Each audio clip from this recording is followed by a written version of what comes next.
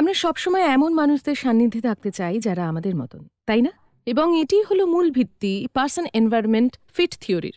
যে কোনো ব্যক্তিত্বের সঙ্গে পরিবেশের ইন্টারঅ্যাকশনের মাধ্যমেই কেরিয়ারের পথ ঠিক হয়, এবং এটি হলো জন হল্যান্ডের কেরিয়ার চয়েসের থিওরি।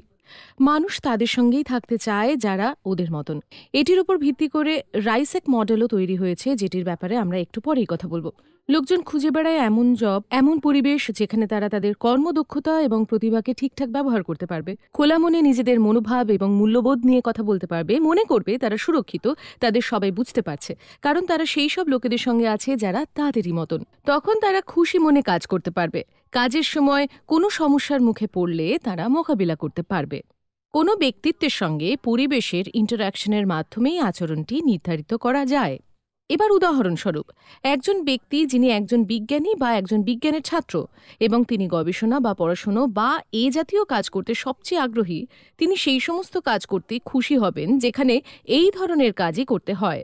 সেই ধরনের মানুষরাই থাকেন, তার মতো কাজ করেন, যাদের চিন্তাভাবনা একরকম। তিনি হয়তো একেবারেই কমফোর্টেবল হবেন না, ধরা যাক হয়তো মার্কেটিংয়ের কাজে, যেখানে পুরো ফোকাসটিই থাকে স্ট্র্যাটেজির এবং বিজ্ঞাপনের ওপর, মানুষের ব্যবহারের ওপর, যে কি বিক্রি হবে, কাস্টমারের কাছে কি আকর্ষণীয় হবে।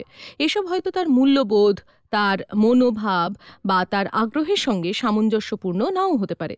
তো পার্সন এনভায়রনমেন্ট ফিট সহজ কথায় বোঝায় যে আমরা আমাদের সমগোত্রীয় মানুষের সঙ্গেই থাকতে চাই।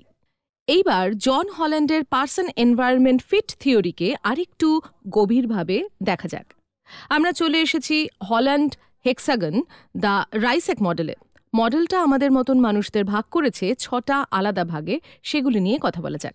রাইসেক মানে হলো realistic, investigative, artistic, social, enterprising এবং কনভেনশনাল। এইসব ক্যাটাগরিগুলি ঠিক কী এবং আপনি কি বুঝতে পারছেন আপনি কোন ক্যাটাগরিতে পড়েন? দেখা যাক। রিয়েলিস্টিক হলো তারা যারা প্র্যাকটিক্যাল কাজ, বাস্তবিক কাজ এবং হাতে কলমে কাজ করতে পছন্দ করেন। ইনভেস্টিগেটিভ হলো অবশ্যই তারা যারা গবেষণামূলক কাজ করতে চায়, যাদের কৌতূহল বেশি এবং যারা আরও জানতে চায়। আর্টিস্টিক হলো সেই সব মানুষরা যাদের প্রকাশ ক্ষমতা বেশি, যারা সৃজনশীল, যারা দেখতে পায়, যারা অদেখাকে দেখতে পায় এবং যারা তাদের কল্পনাকে বেশি ব্যবহার করে। সোশ্যাল হলো অবশ্যই সেই মানুষরা যারা বন্ধুত্বপূর্ণ, হেল্পফুল, তারা এমন পরিবেশেই থাকতে চায় যেখানে তারা আরও মানুষদের সাথে রয়েছে এবং ওরা তাদের সঙ্গে যুক্ত হতে পারে। এন্টারপ্রাইজিং মানুষ হলো তারা যারা নেতা, উদ্যমী, তারা নেতৃত্ব দিতে চায়, তারা প্রভাবশালী হতে চায় এবং এটি তারা খুব সহজেই পারে। এবং সবশেষে কনভেনশনাল, সেই মানুষরা যারা অনেক বেশি গোছানো, যারা গোছানো কাজ করতে ভালোবাসে, যারা নিয়ম মেনে কাজ করতে ভালোবাসে, ধাপে ধাপে। আপনি কি নিজেকে এই একটিও ক্যাটাগরির মধ্যে দেখতে পাচ্ছেন? রিয়েলিস্টিক মানুষ হলো তারা যারা ইঞ্জিনিয়ার বা আর্কিটেক্টের মতো কাজের জন্য যুক্ত।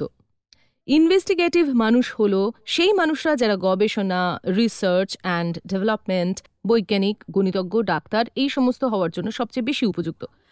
আর্টিস্টিক হলো অবশ্যই সেই সব মানুষরা যারা যাবেন গ্রাফিক ডিজাইনের দিকে, ভিজুয়াল কমিউনিকেশনে, এরা যাবেন আর্ট এবং থিয়েটারে। এমনকি একজন ভালো আর্কিটেক্ট হওয়ার জন্য আপনাকে রিয়েলিস্টিক হতে হবে এবং সঙ্গে কিছুটা আর্টিস্টিকও হতে হবে, কারণ আপনি আপনার কল্পনাকে অনেকটা ব্যবহার করছেন। এবং যে ডিজাইনার, ফ্যাশন ডিজাইনার হচ্ছে বা যে মানুষটা গয়না তৈরি করছে, তাকেও আর্টিস্টিক হতে হবে। সোশ্যাল মানুষ হলো তারাই যারা নার্স, শিক্ষক, আমাদের মতো ভোকেশনাল গাইডেন্সের মানুষজন, councillor, life coach. Social. Enterprising সেই সব মানুষরা যারা স্ট্র্যাটেজি তৈরি করতে ভালোবাসে, প্ল্যানিং ভালোবাসে, নেতৃত্ব দিতে ভালোবাসে, যেমন অ্যাডমিনিস্ট্রেটর, ম্যানেজার, মার্কেটিংয়ের লোকজন। যেসব মানুষরা সেলসে আছে, যারা স্ট্র্যাটেজি প্ল্যান করে। কনভেনশনাল সেই সব মানুষ যারা পরিকাঠামো পছন্দ করেন, যেমন যারা ব্যাংকে কাজ করেন, অ্যাকাউন্টসে আছেন, একজন চার্টার্ড অ্যাকাউন্টেন্ট। এইসব মানুষরা নিয়ম মেনে কাজ করতে জানেন, কিভাবে কাজ হয়। এবং এভাবেই হল্যান্ড হেক্সাগনাল পরীক্ষার মাধ্যমে মানুষকে নানান ভাগে ভাগ করেছেন। এবং যদিও এই মডেলের বিষয়ে উনি বলেছেন বহুদিন আগে, 1950-এর দশকে, আজকের দিনে দাঁড়িয়েও এটি কেরিয়ার খুঁজে বের করার জন্য মেনে চলার মতন একটি খুবই জনপ্রিয় মডেল।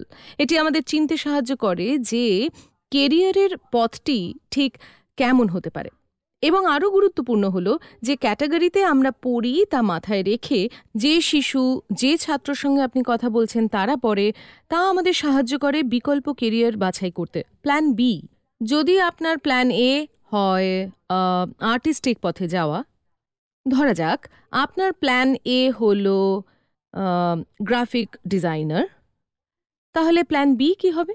আপনি সহজেই ভিজুয়াল কমিউনিকেশনের দিকে যেতে পারেন। হয়তো ফ্যাশন আপনার জন্য আরেকটি অপশন হতে পারে, প্ল্যান সি। সুতরাং এইভাবেই হল্যান্ড হেক্সাগনাল আমাদের বুঝতে সাহায্য করেন মানুষকে কিভাবে ভাগ করা যায় এই বিষয়ের উপর নির্ভর করে যে মানুষ সবচাইতে বেশি খুশি হয় সেই পরিবেশে যেখানে তাকে ঘিরে থাকে তার সমগোত্রীয় মানুষ।